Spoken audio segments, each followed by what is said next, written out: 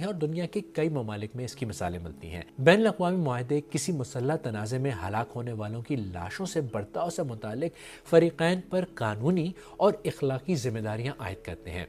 1949 کے Geneva convention کے مطابق مسلح جھڑپوں میں ہلاک ہونے والے افراد کی لاشوں کی شناخت، رجسٹریشن اور لواحقین کے مذہبی عقائد کے مطابق باعزت تدفین کی جانی چاہیے۔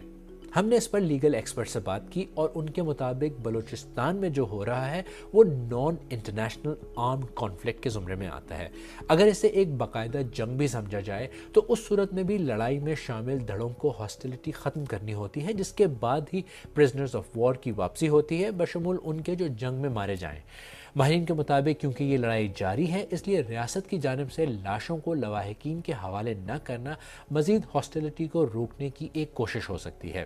ویسے تو پاکستان نے 1949 کے جنیوا کنونشن پر دستخط کیے ہیں، لیکن اگر دستخط نہ بھی کیے ہوں جیسے 1977 کا جنیوا کنونشن، تو اس صورت میں بھی کسٹمری انٹرنیشنل لاء کے تحت انسرجنز کی لاشوں سے متعلق ذمہ داریاں پوری کرنا ضروری ہیں۔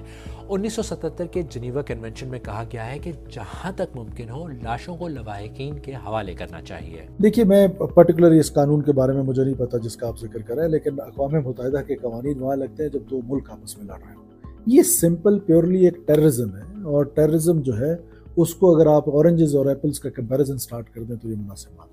یہاں ایک سوال یہ بھی اٹھتا ہے کہ لڑائی کے دوران مارے جانے والوں کی لاشیں حاصل کرنے کا پروسیجر کیا ہے؟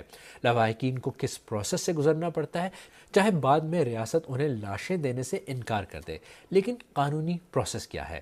میں نے اسی بارے میں کوئٹہ میں وکیل عمران بلوچ ایڈوکیٹ سے بات کی۔ لواحقین جب آتے ہیں اور ان کو لاشیں حوالہ نہ کیا جائے تو متعلقہ جو مجسٹریٹ ہوتا ہے جس کے ڈومین میں یہ ایریا آتا ہے جہاں پہ یہ لاشیں رکھی گئی ہیں، ہمارے یہاں کرمنل پروسیجر کوڈ ہے 1898، اس میں لا پروویژنز موجود ہے۔ اس پروویژن کے تحت متعلقہ مجسٹریٹ میں ایک اپلیکیشن دی جاتی ہے اور اپنے جو ریلیشن ہے اس ریلیشن کو اسٹیبلش کیا جاتا ہے۔ ریلیشن جب اسٹیبلش ہو تو مجسٹریٹ جو ہے وہ ایک آرڈر ان کو مہیا کرتی ہے، قسم کی سرٹیفکیٹ ہوتی ہے، اس کو وہ لے کے جاتے ہیں وہیں پہ ہاسپٹل کی جو ایڈمنسٹریشن ہے اس کے حوالے کر کے اس لاش کو پھر لے جاتے ہیں۔ ٹھیک ہے، اگر اس پروسیس کے بعد بھی لاش لواحقین کے حوالے نہ کی جائے تو کیا قانونی راستہ رہ جاتا ہے لوگوں کے پاس؟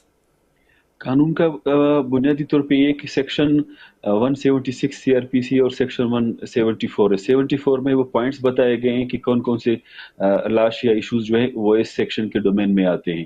76 جو ہے وہ پروسیجر کو بتاتا ہے، اس پروسیجر کے تحت یہ ان کے کانسٹیٹیوشنل اور فنڈامنٹل رائٹس میں آتی ہے کہ لاش کو جو ہے لواحقین کو پرووائڈ کیا جائے۔